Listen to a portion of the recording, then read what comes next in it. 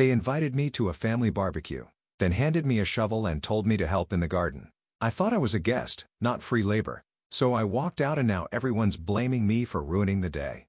On a balmy Thursday evening, I found myself in the aisles of a local grocery store, navigating through a maze of barbecue supplies. The air had the scent of charcoal and the promise of a weekend well spent. I had been invited to a family barbecue at my ex-wife's stepfather's house, and the anticipation of seeing my kids again was palpable. With a bag filled with barbecue sausages and the ingredients for a homemade pasta salad and potato salad, I felt prepared to contribute to the feast. The sun was still high in the sky, casting a warm glow over the neatly manicured lawns as I pulled into the driveway.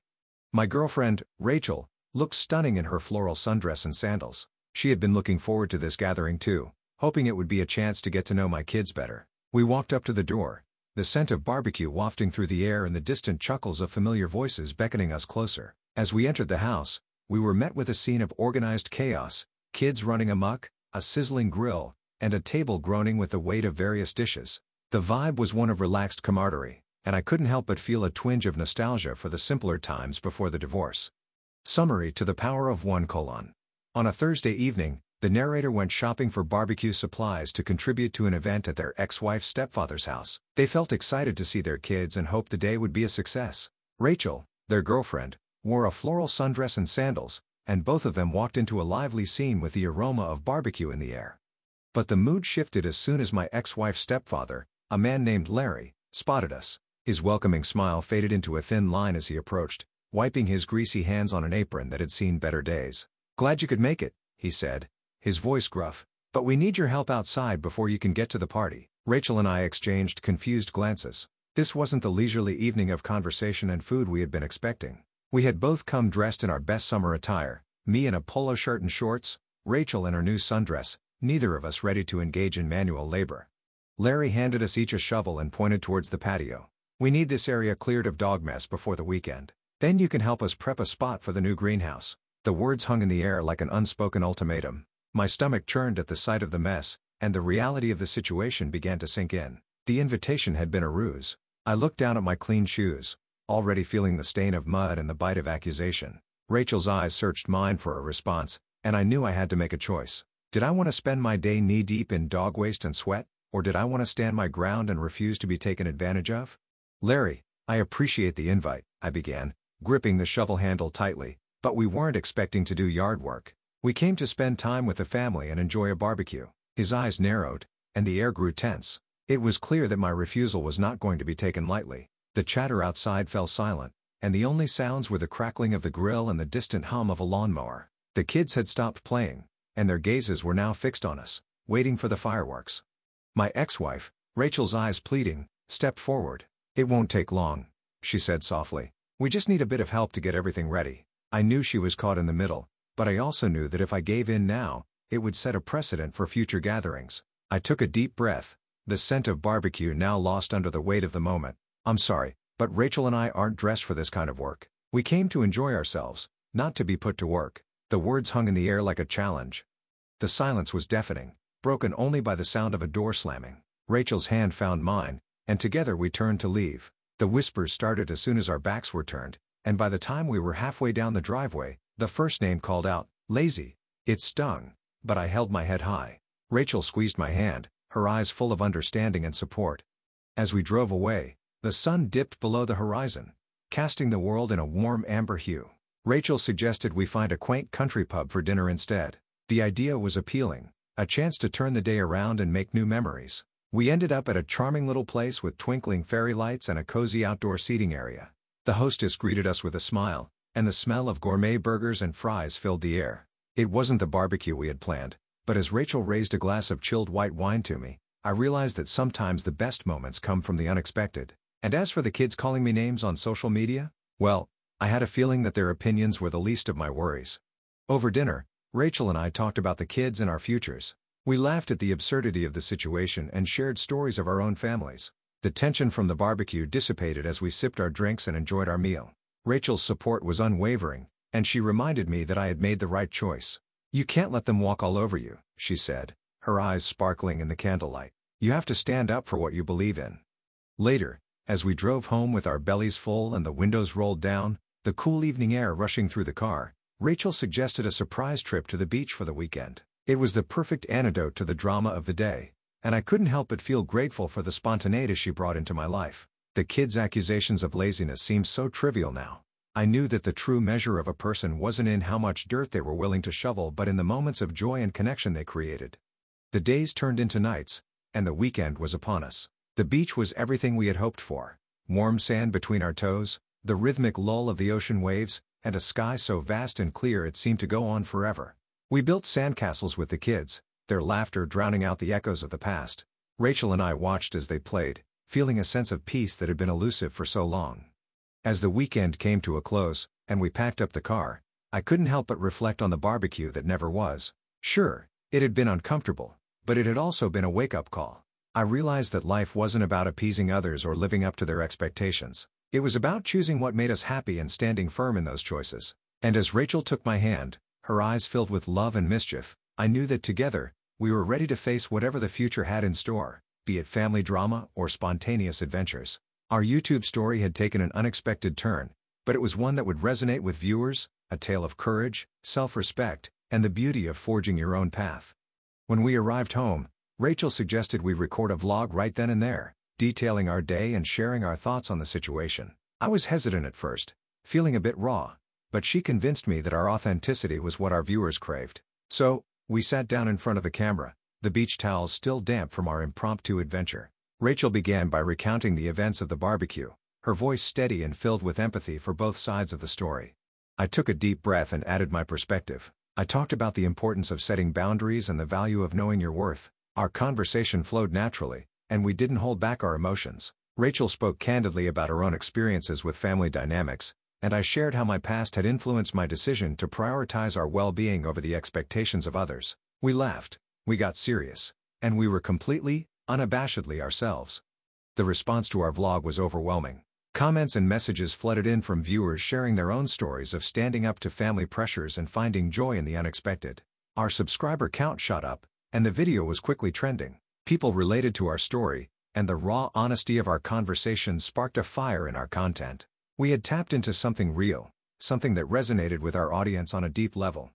The next week, we received a call from Larry. He apologized for the misunderstanding and offered to make it up to us with a proper barbecue at his house, one where we wouldn't have to lift a finger. Rachel and I looked at each other, weighing our options. After a moment, we both grinned and agreed. Sometimes, a little drama could lead to growth, and perhaps this was the start of a new chapter in our family narrative, one where we could all learn to respect each other's boundaries and appreciate the time we had together, no matter how it was spent.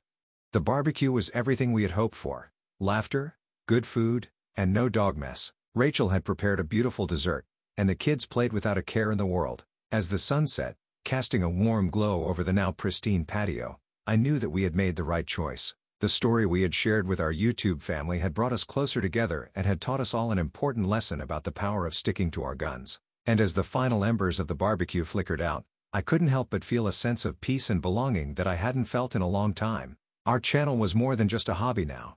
It was a platform to share our lives, our growth, and our truth. In the weeks that followed, Rachel and I made a conscious effort to keep our content honest and relatable. Our subscribers grew into a tight-knit community, and their support was palpable. We continued to share our experiences, both the highs and the lows, and the feedback was nothing short of incredible. People from all over the world were reaching out, thanking us for giving them a glimpse into our lives and offering their own words of wisdom in return. Our little corner of the internet had become a haven for those navigating the complexities of family, love, and self-respect. The kids grew accustomed to the camera, often eager to share their own stories or crack a joke to make us laugh during filming. They were our little co-stars, and their innocent perspectives added a delightful layer to our narratives. Rachel and I found ourselves growing more and more in love with the idea of creating content that not only entertained but also inspired others to live their best lives. The ripple effect of our barbecue fiasco was profound. Our YouTube channel had become a beacon of authenticity in a sea of polished veneers. But as with all things in life, not everyone was a fan of our newfound confidence. The whispers of lazy and spoiled had evolved into a small but vocal group of critics who felt the need to challenge our every move. Rachel and I decided to address it in a video titled "Dealing with Haters." We sat down, side by side, and talked about the importance of ignoring negativity and focusing on the positive. We shared strategies for maintaining mental health in the face of criticism and encouraged our viewers to do the same. The video went viral. The comment section was a battleground of support and spite, but we didn't let it get to us. Instead, we used it as an opportunity to engage with our audience, offering advice and kindness to those who needed it most. Our subscribers rallied around us, standing up to the haters and sharing their own tales of overcoming adversity. Rachel and I felt a sense of responsibility to keep pushing forward, to keep sharing our story and helping others find their voice. Our barbecue saga had become a pivotal moment in our online journey, one that had not only tested us but had also transformed us into stronger, more authentic individuals. And as we sat on the couch that night, scrolling through the outpouring of love and support, we knew that we had found our niche. We weren't just a couple sharing our lives anymore. We were a beacon of hope for those struggling to find their own way in the world.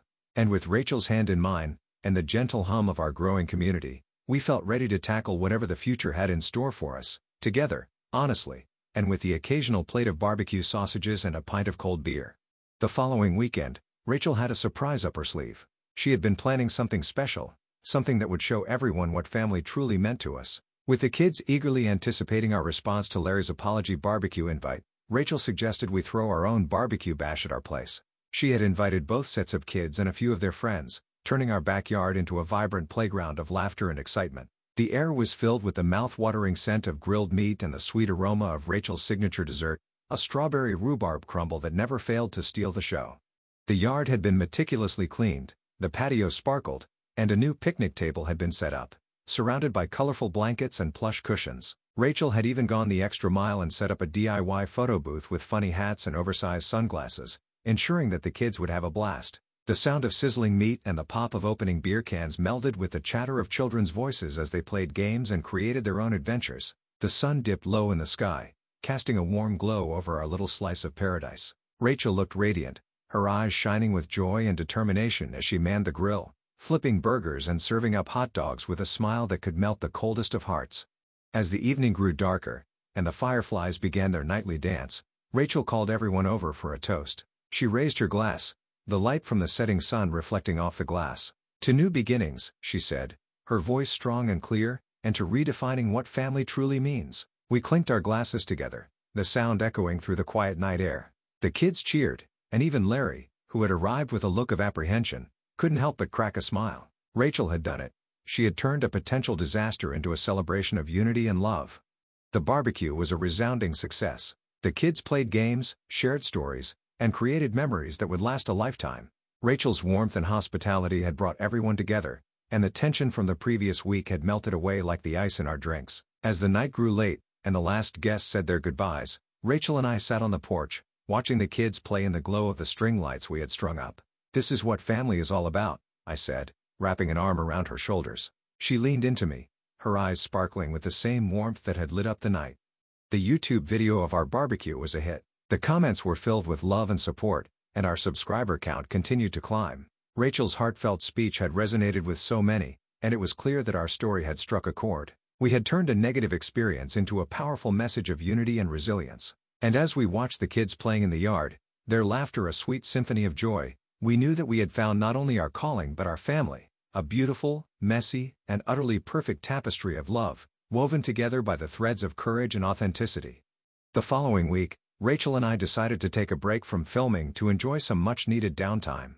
We spent our days lounging by the pool, the kids' laughter echoing through the quiet neighborhood, and our nights curled up on the couch, watching movies and planning our next adventure. It was in one of those moments, as the credits rolled on a particularly cheesy rom-com, that Rachel looked at me with a twinkle in her eye. "You know what we should do?" she asked, her voice filled with excitement. "We should throw a surprise barbecue at our place. Invite everyone, both sets of kids, and show them what family really looks like." I was taken aback by her enthusiasm, but the more I thought about it, the more it made sense. Rachel had a knack for turning the ordinary into the extraordinary, and I knew that she would create a barbecue that would be remembered for years to come. "Okay," I said, smiling, "let's do it." And so, the planning began. Rachel was a whirlwind of activity, buying decorations, coordinating with the kids' schedules, and crafting a menu that would delight even the pickiest of eaters. I took care of the more technical aspects, setting up the grill, stocking up on supplies, and making sure the backyard was safe and clean for the little ones.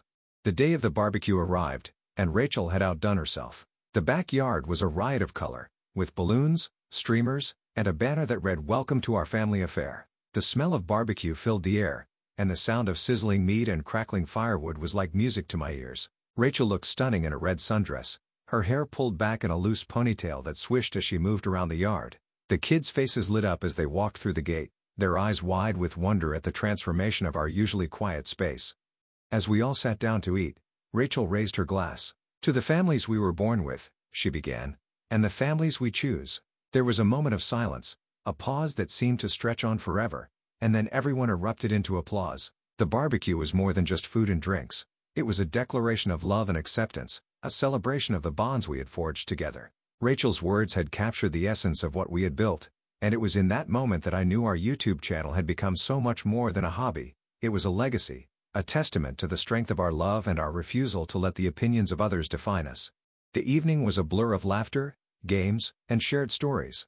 The kids played tag and hide and seek, their giggles bouncing off the fences. Rachel and I sat side by side, watching our blended family come alive in the warm glow of the string lights. We were a picture of happiness, and I couldn't help but think that maybe, just maybe, the barbecue that never was had been the best thing that could have happened to us. It had led us here, to this place of understanding and growth. And as Rachel leaned into me, her hand in mine, I whispered, "Thank you," knowing that she had not only saved the day but had given us a new chapter in our story, one filled with love, joy, and the occasional barbecue surprise. The next few days were a whirlwind of editing and posting. We shared the highlights of our family affair with our YouTube community, who responded with an outpouring of love and support. Our inboxes were flooded with messages from people sharing their own blended family experiences and asking for advice. Rachel and I read through each one, our hearts swelling with pride. We had become more than just content creators, we were mentors, cheerleaders, and confidants for so many. Our barbecue had turned into a symbol of hope, a reminder that family isn't always about blood, it's about the people who choose to love you, no matter what. The drama of the previous week had brought us closer, and Rachel and I felt more in sync than ever. We talked about the future, about the kind of life we wanted to build together, and the kind of message we wanted to send to our kids, that love and respect are the foundation of any relationship. We decided to focus our channel more on family dynamics and overcoming challenges, using our experiences as a way to help others navigating similar waters. Our subscribers were eager for more, and we were excited to provide them with the content they craved. The barbecue saga had also brought a surprising twist to our relationship with Larry. He had called to thank us for the amazing time and to apologize again for the misunderstanding. Rachel had insisted that we give him another chance, and so we had invited him to our barbecue. Throughout the night, I watched him interact with the kids, saw the genuine joy in his eyes, and realized that perhaps there was more to him than I had previously thought. Maybe it was time to bury the hatchet and move on. After all, if Rachel could forgive and embrace him, who was I to hold on to old resentments? As we packed up the last of the barbecue supplies and the kids said their goodbyes, Rachel looked at me with a mischievous smile. "You know what we should do next?" she asked, her voice filled with excitement. I raised an eyebrow, curious about what she had in store. "We should start planning a camping trip," she exclaimed. "Imagine the videos we could make, the memories we could create." And just like that, a new adventure was born. The camera rolled as we broke down the tent and the kids piled into the car, muddy and tired but grinning from ear to ear. Rachel and I exchanged a knowing glance. Our life was far from perfect, but together, we were creating a story worth sharing.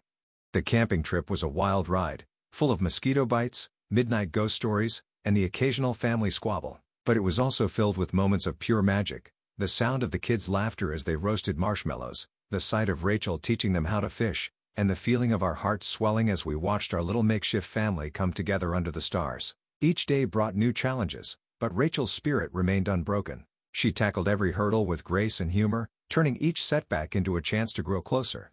Our YouTube channel continued to flourish as we shared our tales of campfire cooking gone wrong and the kids' hilarious antics. The comments section was a beacon of positivity, with viewers sharing their own camping mishaps and offering tips for our next trip.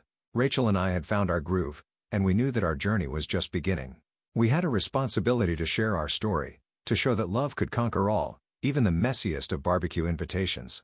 As we drove home from the campsite, the kids fast asleep in the back seat, Rachel turned to me. "What do you think about making a series out of this?" she asked. "We could call it The Blended Adventures and just see where it takes us." I looked into her eyes, the same eyes that had seen me through the toughest of times and had always believed in me. "Let's do it," I said with a smile. "Because together, we can conquer anything." And so, our new series was born, a chronicle of our blended family's escapades, filled with love, laughter, and the occasional barbecue gone awry. The first episode showcased our barbecue bash and the journey that led us to that moment. Rachel's editing skills brought the story to life, and our subscribers fell in love with our little family. The response was overwhelming.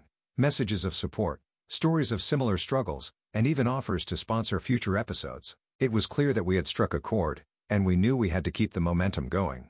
That's when Rachel had the brilliant idea of starting a non-profit. What if we use our platform to help other blended families? She suggested. We could throw BBQs for them, create spaces where they can bond and share their own stories of love and resilience. The excitement in her voice was contagious, and before I knew it, we were brainstorming names and logos. We decided to call it the Barbecue Bond. Our mission was simple: to bring families together over good food and heartfelt conversations, to show that no matter how different we all were, we could find common ground. We spent the next few weeks planning our first barbecue event for other blended families. Rachel's creativity knew no bounds as she designed invitations, scouted locations, and coordinated with local businesses for donations. I took care of the legalities, setting up the nonprofit and reaching out to families who could benefit from our cause. The kids chipped in too, eager to be a part of something bigger than themselves. They helped with the shopping, the setup, and even came up with games that would ensure everyone had a blast. The day of the barbecue finally arrived, and the sun shone down on our little oasis of love. Families trickled in, some shy and unsure, others bursting with excitement. Rachel greeted everyone with a warm smile, her energy infectious. The smell of barbecue wafted through the air as parents mingled and children played. We had created a space where everyone felt seen, heard, and accepted. As the evening grew dark and the stories grew deeper, Rachel and I looked around at the smiling faces and knew we had made the right choice. The Barbecue Bond was a hit. Families left feeling uplifted and connected, eager for the next event. Our YouTube channel grew, and so did our mission. We weren't just sharing our lives anymore. We were creating a movement. Rachel and I sat side by side, watching the first families leave, our hearts full. We had turned a simple barbecue gone wrong into a catalyst for change, a beacon of hope for those navigating the complexities of blended families. And as we held hands, watching the embers of the barbecue die down, we knew that our story had only just begun.